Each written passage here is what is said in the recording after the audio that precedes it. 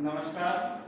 आज हम बात करने जा रहे हैं मेटल कटिंग टूल्स पे। ठीक, जो टूल्स हम इस्तेमाल करते हैं मेटल को कट करने के लिए। ठीक है, मेटल को कट करते हैं किसके द्वारा? एक मशीन टूल होती है। मशीन टूल वो होती है जो कि पूरी एक मशीन सेटअप, जैसे कि एक लेथ एक मशीन टूल हो गया, मिलिंग एक मशीन टूल हो गया, सेपर एक मशीन टूल हो गया, स्लॉटर एक मशीन टूल हो गया। लेकिन जो एक्चुअल में कटिंग करता है, मेटल को रिमूव करता है, उसे कहते हैं कटिंग टूल। ठीक, डिफरेंस आप समझ गए? मशीन टूल तो हमारी कोई मशीन हो गई, लेकिन जो मेटल को कट करता है उसे हम कहते हैं कटिंग टूल।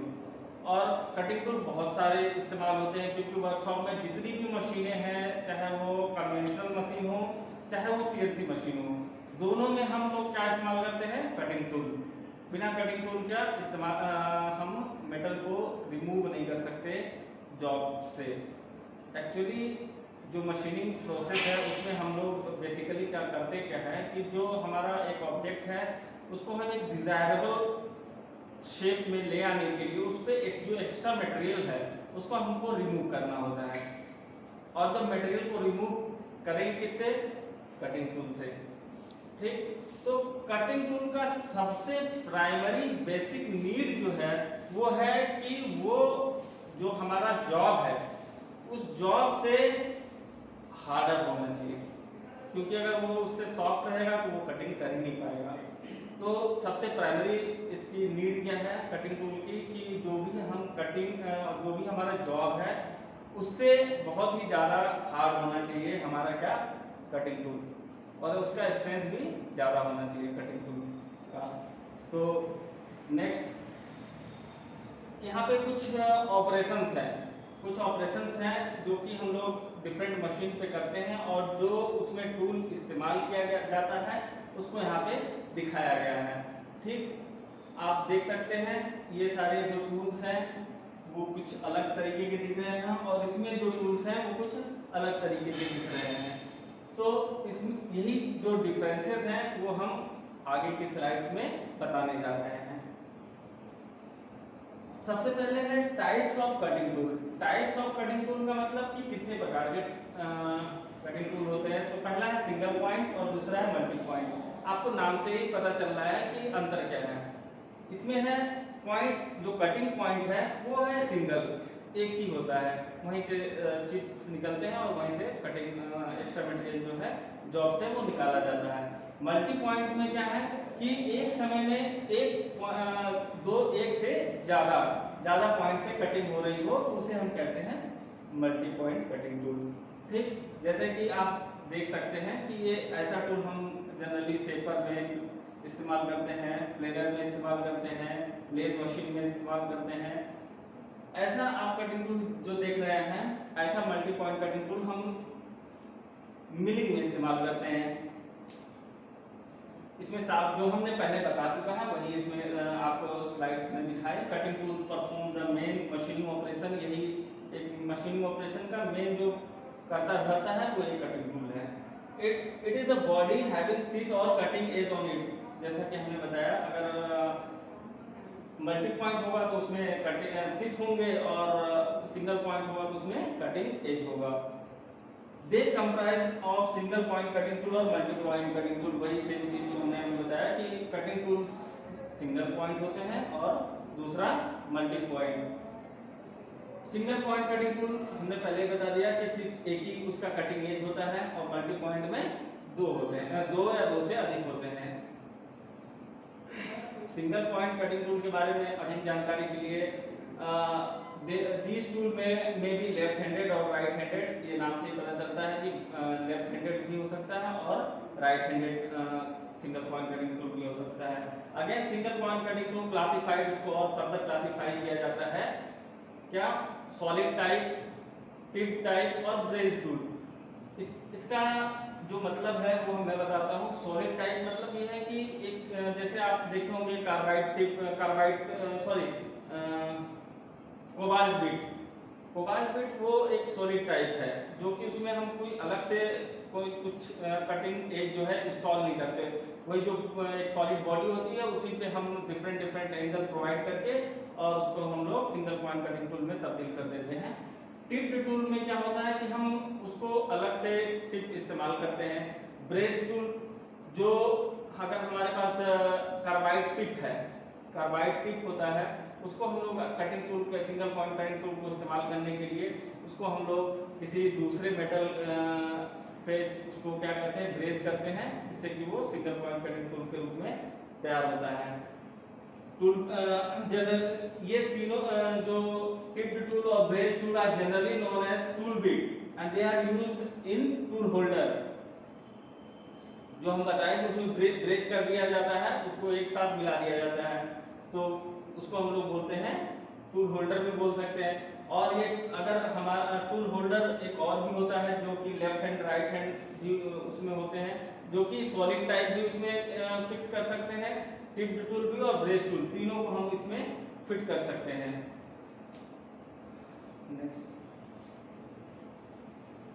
जैसा कि जो अभी हमने पिछले स्लाइड में डिस्क्राइब किया वही चीज यहाँ पे है। Solid type single point cutting tool इस तरह का होता है, टिप्ड टाइप इसमें हम लोग टिप लगाते हैं और ये ब्रेस किया हुआ ये जो एक्स्ट्रा पार्ट है ये हम लोग ब्रेस किए रहते हैं।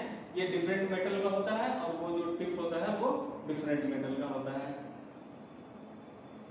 अब ये सिंगल पॉइंट कटिंग टूल का जो सॉलिड टाइप है इसमें इसको डिफरेंट जो पार्ट्स होते हैं उसके बारे में जानकारी है। जो ऊपर की सतह होती है उसे हम फेस कहते हैं और जो पीछे का हिस्सा है वो साइड, ये में जो ये हिस्सा जो होता है वो साइड कहलाता है और ये एंड कहलाता है। ये वाला हिस्सा जो है वो एंड कहलाता है कटिंग टूल का। यानी तीन हिस्से पे हमें ज्यादा फोकस करना है, फेस, साइड और एंड। उसी का इलैबोरेशन है इसमें, nomenclature of single point cutting tool. अब हम कैसे उसके सिंगल पॉइंट कटिंग टूल को जो पार्ट्स हैं या उसके जो हिस्से हैं उसको हम किस नाम से जानते हैं, तो हमने जैसे बताया ये फेस और जो वो एज है वो कहलाता है कटिंग एज। कटिंग एज के सबसे जो आखिरी सिरा है उसे कहते हैं नोज। कहीं के अगर हम उसे कर्व शेप देंगे तो उसे हम नोज रेडियस भी बोलते हैं, जैसा कि इस पीपीटी में दिखाई दे रहा है ये हिस्सा, इसे हम कहते हैं नोज रेडियस। ठीक, तो अब इसमें जो डिफरेंट एंगल्स होते हैं, different single point cutting tool में जो एंगल्स हम प्रोवाइड करते हैं, एंगल्स हम प्रोवाइड इसलिए करते हैं कि हमारा जो कटिंग है वो स्मूथ हो, टूल की जो लाइफ हो वो ज़्यादा हो और जो हमारा सरफेस फिनिश जो जनरेट होता है कटिंग करने के पश्चात जॉब पे वो सही हो, क्योंकि हमें एट द एंड जो है वो सरफेस फिनिश जो है वो एक्यूरेट होना चाहिए। हर क्योंकि आजकल जो इंटरचेंजेबिलिटी आ गई है उस कारण से जो जॉब हम बनाते हैं उसमें असेंबली बहुत ही ज़रूरी होता है और वो तभी पॉसिबल है जबकि हमारा जो जॉब है वो उसका सरफेस फिनिश अच्छा हो। और सरफेस फिनिश वगैरह और कटिंग सरफेस फिनिश तभी अच्छा होगा जब हमारा टूल जो है वो सही तरीके से ग्राइंड होके जो डिफरेंट एंगल्स हैं उनको वो सही एंगल्स पे वो होंगे। और जो वेरियस कटिंग पैरामीटर्स हैं जैसे कि कटिंग स्पीड, डेप्थ और आरपीएम जो है वो, ये सारी चीज़ें अगर हम एक सही लेवल पे नहीं रखेंगे और तो हमारा जो सरफेस फिनिश है वो भी डिटोरिएट होगा और जो टूल का लाइफ है वो भी क्या होगा, रिड्यूस हो जाएगा। तो आइए हम आप देखते हैं कि जो एंगल्स हैं उनको क्या नाम दिया गया है किस किस एंगल पे। तो हमने बताया फेस और साइड और एंड।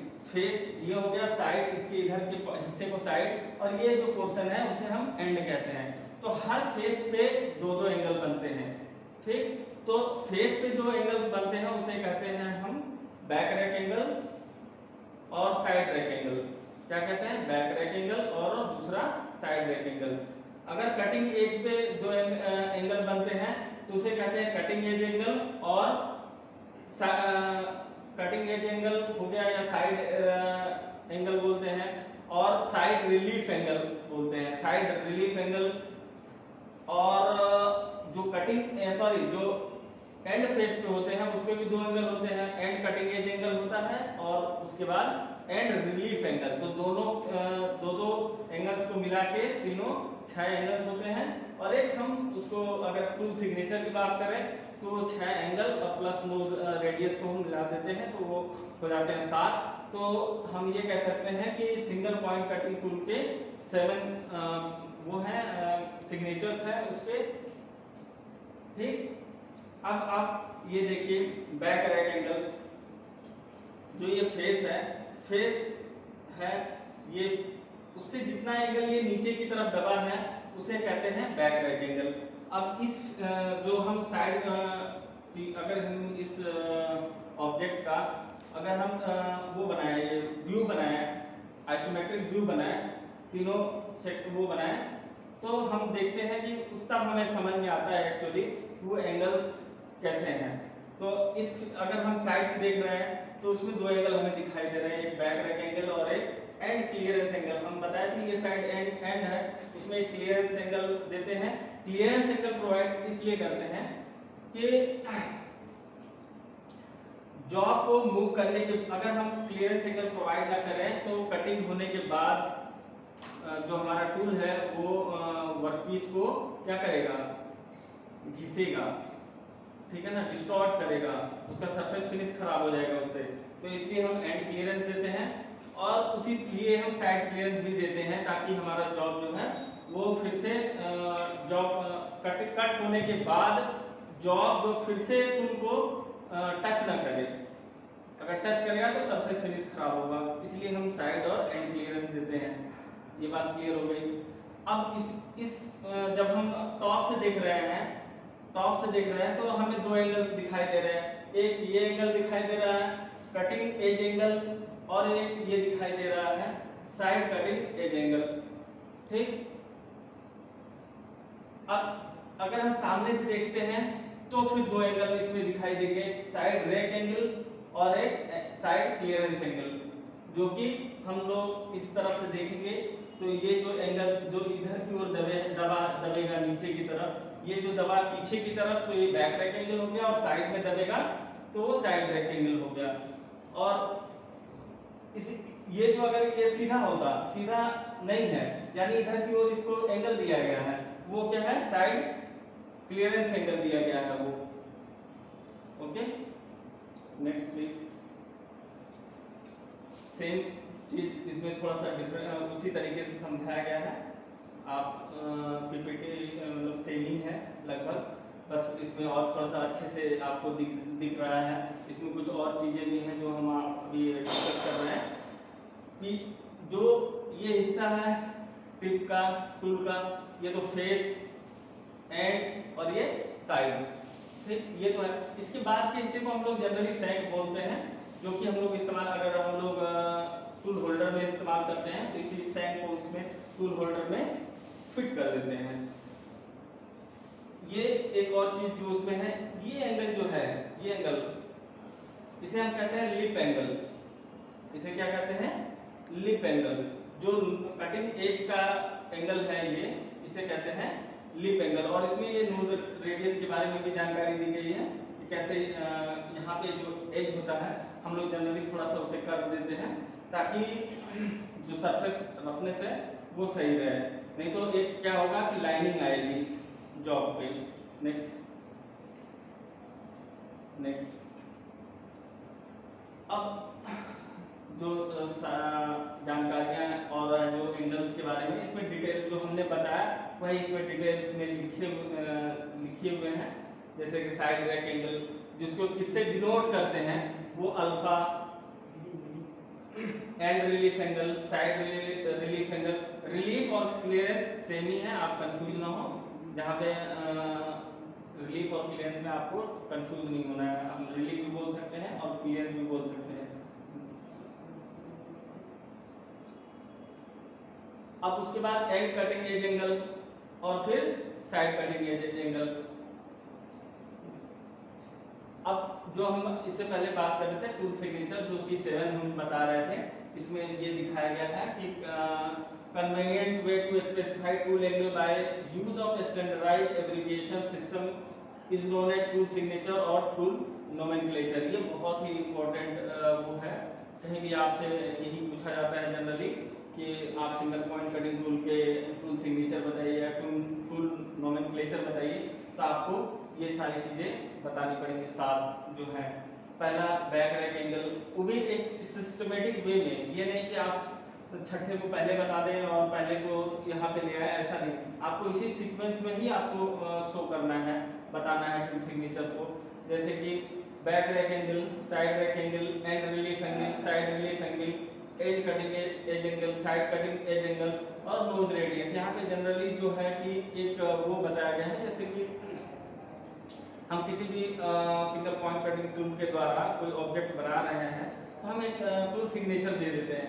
टूल सिग्नेचर का क्या मतलब है कि उस जॉब को बनाने के दौरान जो हम कटिंग टूल इस्तेमाल करेंगे उसका टूल सिग्नेचर क्या होना चाहिए। तो हम ये इतने सारे डिटेल्स में नहीं देके ये देते हैं, केवल ये दे देंगे 1 2 3 4 5 6 7 कुछ नंबर्स होंगे ये, ठीक है। और इससे हमें पता चल जाएगा कि कौन सा चीज क्या है। जैसे यहाँ पे 0 लिखा हुआ है, यानी बैक रैक एंगल 0 लेना है हमें, बैक रैक एंगल 0 लेना है। मैं और भी थोड़ा सा बता दूं कि बैक रैक एंगल को हम लोग 0 भी ले सकते हैं, निगेटिव भी ले सकते हैं और पॉजिटिव भी ले सकते हैं, ठीक। उसके बाद ये जनरली जो यहाँ पे दिया गया है वही शो किया गया है। इसका एक रेंज होता है कि इतने से इतने के बीच में back rake angle, side rake angle, end relief, ये थोड़ा हायर स्टडी में जाएंगे हम लोग, तब उनके डिटेल्स के बारे में जानेंगे। अभी हम लोग इतना ही जाने कि ये सारे एंगल्स होते हैं वो जनरली किस लेवल तक जो उसका रेंज है वो क्या होता है, बस इतना ही जाने कि कितने रेंज तक इसको हम रखते हैं, ताकि हमारा जो कटिंग हो वो एफिशिएंट हो, इकोनॉमिकल हो। अब कटिंग टूल्स के बारे में तो हमने वो किया, लेकिन हम उनके और प्रॉपर्टीज के बारे में, उसकी मटेरियल जो होगी वो कैसा होना चाहिए, उसके अंदर क्या क्या प्रॉपर्टीज होनी चाहिए, उसके बारे में जानेंगे। तो सबसे पहले है रेड हार्डनेस और हॉट हार्डनेस। ये क्या चीज है भाई कि हार्डनेस तो ठीक है, हार्डनेस एक रूम टेम्परेचर पे जिस मटेरियल का हार्डनेस जो होगा वो क्या होगा कि वेरी करेगा, किससे, जब हम उसको उसकी टेम्परेचर को इंक्रीज करेंगे। और चूंकि कटिंग टूल जब कटिंग करता है तो वहां पे क्या होता है कि वो लॉन्ग टाइम तक वो जॉब से क्या अटैच रहता है, जबकि रबिंग एक्शन होता है, रबिंग एक्शन मतलब घर्षण, ठीक है ना। तो उससे क्या होगा, हीट जनरेट होगा, और हीट जनरेट जो होगा वो क्या करेगा कि उसको कटिंग टूल का जो टेम्परेचर है वो ग्रेजुअली इंक्रीज करता जाएगा, और वो एक इतना इंक्रीज हो सकता है कि उसकी हार्डनेस वहाँ पे क्या होता है, डिटोरिएट करने लगेगी बहुत ही रैपिडली, क्योंकि जब आपको हीट हो जाएगा उसके जो इंटरमोलिकुलर जो फोर्स है वो वीक होने लगेंगे, तो क्या होगा, मटेरियल कटिंग टूल का वो जल्दी डिटोरिएट होगा, वियर ज़्यादा होगा। तो इस कारण से हम क्या करते हैं कि उसके उस वक्त का जो हार्डनेस होता है उसे हम कहते हैं रेड हार्डनेस, यानी जब टेम्परेचर उसका बहुत ही ज़्यादा होता है उस समय कटिंग टूल का जो टेम्परेचर होता है, सॉरी हार्डनेस होता है, वो ज़्यादा होना चाहिए। ये इसकी एक पहली प्रॉपर्टी है, इसी को हम लोग बोलते हैं रेड हार्डनेस और हॉट हार्डनेस। वियर रेजिस्टेंस का मतलब है वही सेम, क्योंकि जब कटिंग टूल और वर्कपीस के बीच में फ्रिक्शन होगा तो जाहिर सी बात है कि वहाँ पे वियर होगा, और वियर को कम करने के लिए, टूल लाइफ को इंक्रीज करने के लिए हमें वियर को रोकना होगा। तो वियर को रोकने के लिए हम वियर रेजिस्टेंट मटेरियल का इस्तेमाल करेंगे कटिंग टूल को बनाने में। तो उसकी एक प्रॉपर्टी होनी चाहिए क्या, वियर रेजिस्टेंस और टफनेस। कटिंग टूल का जो टफनेस है वो भी क्या है, ज़्यादा होना चाहिए, क्योंकि टफनेस कम रहेगा तो वो इजिली जो सडन जो फ्लॉनेस होगा अगर किसी जॉब में, या कुछ और भी दिक्कतें होंगी जिससे कि इम्पैक्ट लोड पड़ेगा किस पे, कटिंग टूल पे, उसको सहने की क्षमता उसके अंदर होनी चाहिए। ये प्रॉपर्टी क्या कहलाएगी, टफनेस। ओके, अब हम यहाँ पे थोड़ा सा जो मटेरियल है कटिंग टूल के उसको क्लासिफाई करते हैं कि कौन कौन से हैं। कार्बन टूल स्टील्स, ठीक, हाई स्पीड स्टील्स,